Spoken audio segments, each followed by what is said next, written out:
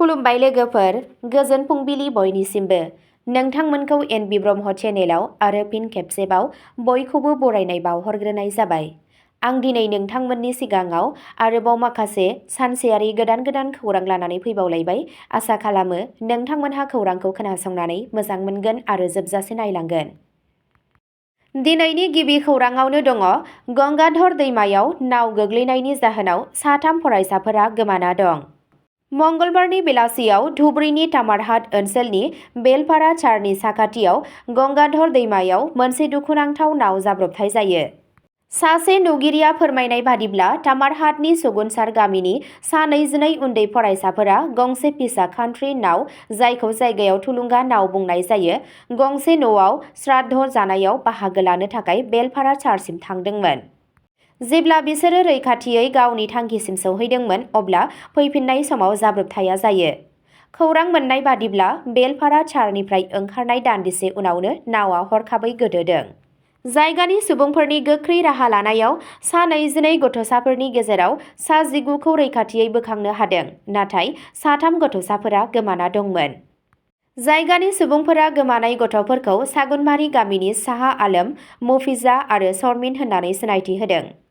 खौरां मोननायनि उनाव हादोरसा डिजास्टार रेसपन्स फर्स (SDRF)नि पुलिस आरो मावफारियाफोरा जाथायथिलियाव सौहैयो। गुबुन मोनसे खौराङाव दङ, फरायसालिनि गाहाय फोरोंगिरिखौ थाखो खथायाव गोथै सह' मोननाय जादों। सुसाइड न'टखौ मोननो हादों। बरपेटा र'डआव मोनसे दुखुनांथाव जाथाय जायो, जेराव पश्चिम बेलगुरि गुदि फरायसालिनि गाहाय फोरोंगिरि साधन बर्मनआ सासे रां दाहार होग्रानि गोसोआरि जेंनानि थाखाय गावखौनो फोथैना लायो। गाहाय फोरोंगिरिनि गोथै सह'खौ थाखो खथायाव दिन्दां थानाय हालोदाव मोननाय जादों। गोख्रों आगान लानायनि सिगां बिथाङा गावनि थिरांथाखौ लानाय जाथायनि सोमोन्दै फोरमायनानै गांसे लिरथाइ गालांदों। न'टआव बिथाङा फोरमायदों दि बिथाङा बिफानि केन्सार फाहामथाय आरो बिसिनि थाखाय 2 सार्जारि खालामनो थाखाय दुलु मेधि मुंनि सुबुंनिफ्राय 1 लाख रां दाहार लादोंमोन। रां दाहार लानाय समाव बियो मेधिनो लांदां चेक होदोंमोन। नाथाय उनाव मेधिआ पुलिस थानायाव अजद होयो दि दाहार लानाय राङा 1 लाख रांनि सोलाय 5,30,000 रां। अजदनि उनाव पुलिसआ सोंनाय फिननाय खालामनो बर्मननि न'आव थाङो। खौरां मोननाय बादिब्ला बे जेंनानि लाजि फोनांनाय आरो नारसिननाया बिथांखौ दुखुगोनां आगान लानो थाखाय थुलुंगा होदों। मोनसे लिरबिदांनि बादिब्ला बर्मनआ मेधिनो 40,000 रां होखाबायमोन। जाथाया ओनसोलनि सुबुंफोर आरो अल क'ट्स राजबंशी फरायसा आफाद आक्रासुनि गेजेराव गोबां रागा जोंखांहोदों, जाय बिथांमोनहा दुलु मेधिनि बेरेखा बे जाथायाव लोब्बा थानायनि थाखाय गोख्रों आयेनारि राहा लानायनि दाबि खालामदों। गुबुन मोनसे खौराङाव दङ, सासे लाइमोन बेरामिखौ आथोनारि गाज्रि आखु दिन्थिनायनि दायाव फार्मासिनि बिगोमाखौ खायो। गुवाहाटीनि चार्चल ओनसोलाव मोनसे फार्मासिनि बिगोमानि अजद होनाय आथोनारि गाज्रि आखुनि बोलि जानो गोनां जादों, जायनि थाखाय राजथावनि सोहोरनि थागिरिफोरनि गेजेराव सोमोनांथाव रागा जोंनाय आरो जिंगा सिखांनाय सोमजिदों। अर्जन मेडिक'सनि बिगोमा सुकेन्द्र सिन्हाखौ गाज्रि आखु दिन्थिनायनि गोख्रों अजद होनायनि उनाव पुलिसआ हमनो हायो। खौरां मोननाय बादिब्ला सिख्लाया थाइरयड टेस्ट खालामनो थाखाय चार्चलनि अर्जन मेडिक'सआव थांदोंमोन। भुगिनांनाय सुबुङा दाबि खालामदों दि सिन्हाया बिथांखौ मेडिकेल आनजाद खालामनायनि बाहाना फांथेनाय खथायाव लांदोंमोन। सिङाव हाबनायनि उनाव बियो बिखौ सिङाव जोबथेनानै देहायारि आरो आथोनारि गाज्रि आखु दिन्थिदों। आरोबाव अजद होनाय जादों दि अर्जुन मेडिक'सनि बिगोमाया गोबाव समनिफ्रायनो आइजो आरो उन्दै हिनजावसाफोरखौ फाहामथाय होनायनि फाव खालामनानै इनाय खालामबोगासिनो दं। जाथायखौ फोरमायनानै भुगिनांनाय सुबुङा गोबां साहस दिन्थिनायनि उनावनो दान्थे-बिदान्थे गोनां बिगोमाया जोबनायाव पुलिसजों हमजायो।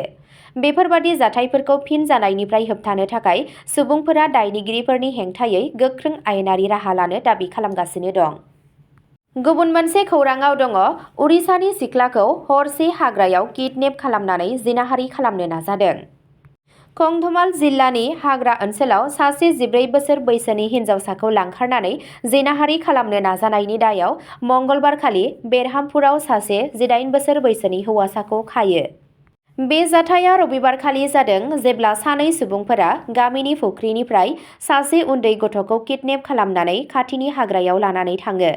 दायनिगिरि आरो बिनि लोगोआ बिनि आखाइखौ खादों, बिनि जि-जोमखौ बिसिदोंमोन आरो आथोनारि सोमोन्दो लाखिनो नाजादोंमोन। बिथांमोनहा जाथायखौ रिपर्ट खालामैनि थाखायबो हुमखि होदों, नाथाय बिसोरनि नाजानाया फेलें जादोंमोन मानोना भुगिनांनाय सुबुङा गोख्रों हेंथा होदों। बे जाथाया सोराङाव फैयो जेब्ला हरसे हाग्रायाव थाबोनाय हिन्जावसाया समबारखालि फैफिनदोंमोन आरो गावनि बिमा-बिफानो खोन्थादोंमोन। बिमा-बिफानि अजदखौ बिथा खालामनानै पुलिसआ सानै सुबुंनि बेरेखा केस रेजिस्टार खालामो। महकुमा पुलिस अफिसार शुभम भोसले बिथाङा बुङो दि जों दायनिगिरिफोरनि गेजेराव सासेखौ खाबाय आरो गुबुन सासेखौ हमनो थाखाय नागिरनाया सोलिगासिनो दं। पुलिसआ गावसोरनि नायबिजिरनायाव उन्दै गथ'सा आरो दायनिगिरिफोरनि मेडिकेल आनजाद नायदों। गुबुन मोनसे खौरांआव दङ 45 बोसोर बैसोनि सुबुङा मोब्लिबनि शकजों जिउ गोमायो। सदर पुलिस थानानि ओनसोलनि बालिगड़ गामिनि साखाथियाव मोब्लिबजों बोजानानै सासे सुबुंनि जिउ खहा जायो। थैनाय सुबुंखौ बेलहारा गामिनि थागिरि 45 बोसोर बैसोनि यगेन्द्र चौधुरी होननानै सिनायथि मोननाय जादों। बे जाथायजों लोब्बा लाखिनानै थैनाय सुबुंनि फंबाय चन्द्रदीप चौधुरीया अजद होदों दि सुरेशआ आबादारिफोरखौ नीलगायनिफ्राय रैखा खालामनो थाखाय मोब्लिबनि तार फज'दों। यगेन्द्रआ फुंनि 6 रिंगायाव गावनि फोथाराव दै होनो थांदोंमोन। बै समाव बियो मोनसे नालानि खुगाखौ खेवगासिनो दंमोन। बे समावनो बियो गोथां मोब्लिबनि तारजों मोगा-मोगि जायो। बिथाङा जायगायावनो जिउ गोमायो। जाथायनि उनाव बिथांनि गोथै सह'आ फोथाराव थाबाय थादोंमोन। जेब्ला गामिनि सुबुंफोरा बिथांखौ नुदोंमोन अब्ला नखरनि सुबुंफोरनो खौरां हरो। जाथायनि खौरांखौ मोन्नायनि उनाव नखरनि सुबुंफोरा जाथाय जायगायाव सौहैयो आरो बिथांखौ थैनाय नुनो मोनो। जाथायनि बागै जायगानि गाहाय अनिता देवीनो फोरमायनाय जायो। अनिताया बेनि सोमोन्दै गरवा पुलिसनो खौरां हरो। खौरां मोन्नाय लोगो लोगो पुलिसआ जाथाय जायगायाव सौहैयो आरो गोथै सह'खौ गावसोरनि आवथायाव लायो आरो पस्टमर्टेमनि थाखाय जिल्ला देहा फाहामसालियाव दैथायहरो। बे समावनो पुलिसआ मोब्लिबनि तारखौ जब्द खालामदों। नखरनि सोद्रोमाफोरनि बिबुंथिनि सायाव बिथा खालामनानै पुलिसआ जाथायनि सायाव नायबिजिरगासिनो दं। गुबुन मोनसे खौरांआव दङ 60 बोसोर बैसोनि आइजोआ हाग्रानि जुनारनि गाग्लोबनायाव जिउ खहा। मंगलबारखालि मावख'गिरिफोरा फोरमायनाय बादिब्ला सासे 60 बोसोर बैसोनि आइजोआ हाग्रानि जुनारनि गाग्लोबनायाव जिउ खोमादों आरो नैनीताल जिल्लानि भीमताल ब्लकनि हाग्रा हाखराव बिनि गलिनाय गोथै सह'खौ मोन्नाय जादों। गंगा देवीआ समबारखालि गावनि जिब-जुनारफोरनि थाखाय आदार बुथुमनो थाखाय हाग्रायाव थांदोंमोन, नाथाय मोनाबिलिसिम फैफिनाखैमोन। बिथांनि नखरनि सुबुंफोरा गामियारि आरो हाग्रा बिफाननो खौरां हरदों आरो नागिरनायनि हाबाफारि जागायदों। हाग्रा बिफाननि बिबानगिरिफोरा फोरमायनाय बादिब्ला अखानायै फुंनि समाव बिथांनि गोथै सह'खौ न'निफ्राय 3 किल'मिटारसो गोजानाव थानाय गुदु सौहैनो हायै हाग्रा ओनसोलाव मोन्नाय जादों। गोथै सोलेराव गोथौ जोखोम दंमोन, जाय जुनारनि गाग्लोबनायजों गोरोबो। जाथाय जायगायाव फैनाय जायगानि सुबुंफोरा बुंदों दि जोखोम जानायनि महरनिफ्राय मिथिनो मोनो दि मासे गिदिर मोसाया लोब्बा दं। रेन्ज अफिसार बिजय मेलकानिआ बुङो दि बे गाग्लोबनाया लख्रा ना मोसाजों जादों बेनि दासिम रोखा जायाखै, नाथाय बेयो हाग्रानि जुनारनि गाग्लोबनाय होनना रोखा जाबाय। गोथै सह'खौ पस्टमर्टेमनि थाखाय दैथायहरनाय जादों। गामिनि सुबुंफोरा बांसिन पेट्रलिं होनाय, ट्रेप केमेरा फज'नाय आरो हाग्रा खाथिनि ओनसोलफोराव रैखाथिखौ थि खालामनो थाखाय गोख्रों राहा लानो दाबि खालामदों।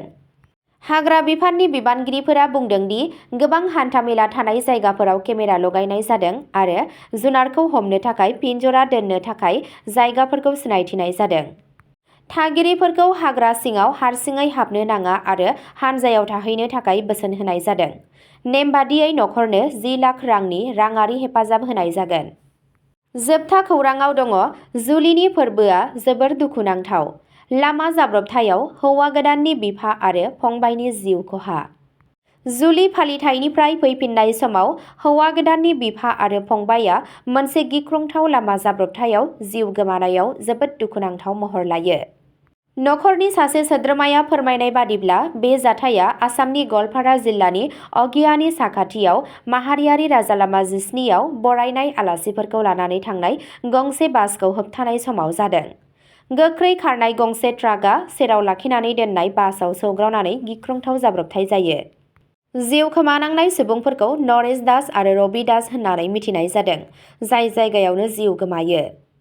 गुबुन गोबां दावबायारिफोरा गोब्राब जोखोम जायो, जायनि जाहोनाव मोनसे गोजोनथाव बुब्लिया मोनसे गिख्रंथाव दुखुनांथाव जाथायाव सोलायदों। मख'नो गोनांदि गोजां बोथोरनि समाव आसामाव गिख्रंथाव लामा जाब्रबथायनि अनजिमाया गोबां बांलाङो। बिहोमा होग्रा जाहोनफोरा जाबाय थि नङै पार्किं, खुवा गोनां लामानि थासारि आरो जौ लोंनानै गारि सालायनाय। अब्ला दिनैनि खौराङा बेखिनियावनो जोब्बाय। एसेनोसै, गोजोन्थों।